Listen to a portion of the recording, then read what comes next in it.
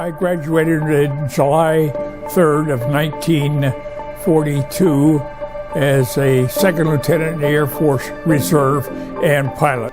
So you're in bombers because, or you're looking forward to going to bombers because you want the multi-engine time. That is correct. At this point, had you considered only the B-17, or would you have considered something like the B-25 or the B-26? Once you graduate from flying school, we really didn't know where we were going to go, and we went to Salt Lake City. I had a choice after leaving flying school to go to Dill Field or to Salt Lake City. And I selected Salt Lake City, and my classmates that selected Dill got checked out in B-26 as first pilot, and I ended up in Salt Lake as a co-pilot in the B-17. Which was, in your opinion, a much better deal? Much better. The net result was a lot better, yes. And I know I saw some of my classmates, and I was a little unhappy that I was a co-pilot and he was captain of his own crew. And he said, "Sandy, I don't think you're so bad off." Well, the B-26 had a shaky reputation for quite a while. So. They used to call it one a day in Tampa Bay. Yeah. They had the B-26, the ones they flew, were what they call a short wing B-26. And it had an electric propeller. And what happened if they lost an engine, it overloaded the electrical systems and ended up with no electrical system and very poor control of their propeller, and so they ended up in Tampa Bay. When we finished up our training, we took our airplanes to Geiger, left them, took a troop train, and went to Syracuse, New York, where we picked up our brand new B-17Fs. We trained on the E model. Once you arrived in the UK and became operational, how many missions or flights did you have before you were upgraded to pilot? I'd say probably about 12 of the 25. The thing was, there were no replacements at that time. This was in the winter of 1942, and the training had not caught up, so consequently, when we got shot out, we were just one crew less on the thing. And so when we first started getting replacement crews, why, that's when it was only fair that I moved up and took the crew that had come over with an inexperienced first pilot, and he flew co-pilot for me for about 5 missions and then picked up another crew. So when you were upgraded to the pilot's position, you left the crew that you'd been with and joined another crew? That is correct. Okay. Let's talk for a moment, if it's okay, about preparation for a mission. What time would they wake you up generally to go get breakfast? Well, they'd set up a mission and you'd be scheduled for a mission. And then they would tell you that they're going to wake you at 3 o'clock in the morning or something like that. And so they wake you at 3 o'clock and you'd go to the mess hall. And that was kind of funny. If all the ground officers and whatnot were all dressed in their flying suits, you knew it was going to be an easy mission. If you went to the mess hall and they were all dressed in their Class A uniforms, by the time you got there, you said, "This isn't going to be a good one." So it was really easy. You knew whether it was going to be good or bad by the way the top echelon was dressed. Then they had the trucks would come by and pick us up on the thing, probably about a half hour later, and we would go there and they'd have us in a big assembly hall, and we'd always sit in the benches, and they had the curtains pulled on the thing there.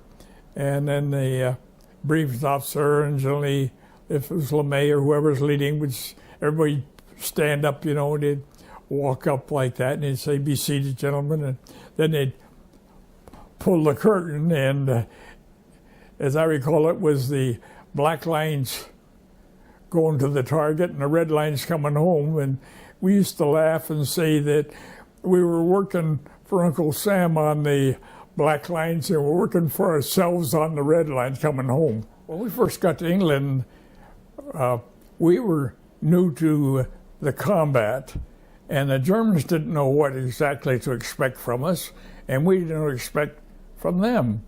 And they soon found out that a tail approach or a side approach was real poor because we could put too many guns on them. And so they found out the best ways to approach a group was a head-on approach, because that way we had a hard time of putting a top turret or the ball turret on them as far as firing. And then as soon as they got past the formation, they just pulled up what they call a split S and dove straight down. So the tail gunners didn't get a shot at them or anything like that. So that's why it was pretty terrifying from a pilot stand of view to watch them fire at you, and there was nothing you could do but just sit and watch them fire at you. And what altitude would you usually fly at when you were on a bombing mission? Well, the lead always flew hopefully at around 25,000, and the high squadron would fly, would fly 26, and the lower one would fly 24. Okay. And could you explain how the box formation or the stagger of the different squadrons or groups worked? Yes, that worked out quite well. We fly what you call a wedge. It looked like that, with a high squadron here, the middle here, and the low squadron there. And when we made a 180 degree turn, if you tried to hold that, the high squadron didn't have enough power, and the other one would be falling out of the air. So basically what we did is that we crossed over on the thing, so when they came out, the wedge was going in the opposite direction, which was excellent. Yeah. And you could hold speed with all the 18 airplanes. And keep everybody together, obviously. And keep them together. Yeah. When you were flying in the so-called box formation, was there a particular position in the formation you preferred, and was there a particular position you would prefer to avoid? The worst one is what we call the Purple Heart corner, and that would be the low man on the low squadron, because if the enemy's going to come in, he doesn't want to fly through the top and dive down. He's going to shoot at the lowest one and then dive down. So the Purple Heart squadron, or the low man in the low squadron, is considered the Purple Heart corner. You don't want to fly that. I assume you had your share of the low squadron missions? I flew Purple Heart quite a few times. Yeah, did you have any option with regard to evasive maneuvering? Nothing. Yeah. No, I remember one of the targets there, it was the big black cloud. And all you did, to me personally, was just to lower down and not even look at it, just fly on the other airplane hoping that you don't get hit. You know, speaking of flak, we did get hit with flak one time, and it knocked out the pilot's oxygen system, and it severed his aileron control, and his control wheel was cocked over on the thing, and it looked like we were going to have to leave the airplane with lack of control. And unfortunately, the way the controls were bust, my flight controls were still good. So I was able to take over command and get back in formation. And I thought, boy, this is great. I'm going to get to make a landing. And we got back to the ace. My pilot says, you keep the wings level and I'll make the landing. Oh, I might mention, too, that after this incident, why we called to see if everybody was okay, and everybody in the back of the airplane was fine, and there was nobody in the nose. We went down there, the bombardier and the navigator both bailed out No, really? on the thing. And fortunately, they ended up spending the rest of the war 2 years in a prisoner of war camp. So before we get into the actual flying, I would like to ask you a little bit about what you did between missions, and particularly since you had a lot of downtime that winter with the bad weather and everything. I'm afraid we played a lot of poker.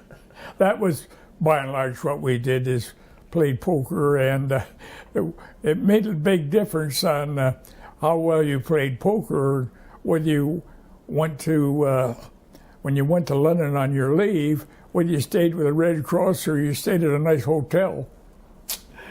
That's very interesting, because that was my next question.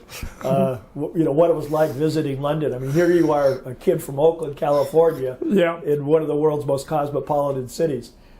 it was, and it was fascinating. They had a lot of things that we wanted to see, the Tower of London and the history that went on. So we spoke earlier about the attack on the Paris factory, the Renault Works. Right. And that was, from what I understand, a very difficult mission. Well, it worked out well. That was the one I told you about, the Right. deviation. Right. And actually on the run, the Seine River made a great big loop. And in this loop was the Renault Works. And France was on either side of the people living around it. And so we went there and we did an exceptionally good job. The bomb drop was pretty well contained right within the loop where the factory was. And we did a good job of wiping it out. And the worst part, like I say, wasn't necessarily going in.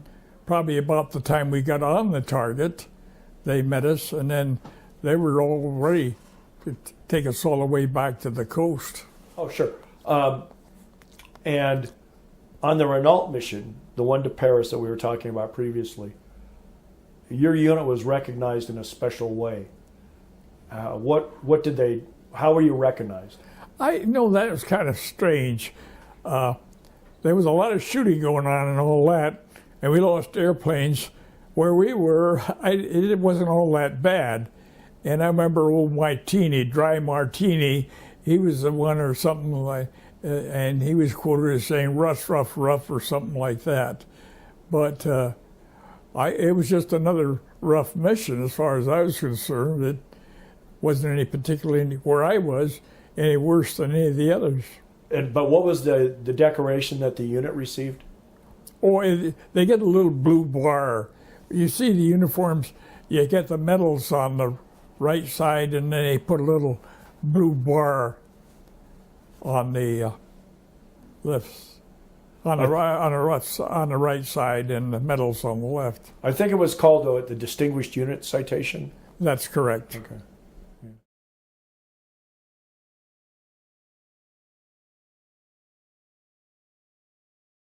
Near as I could determine,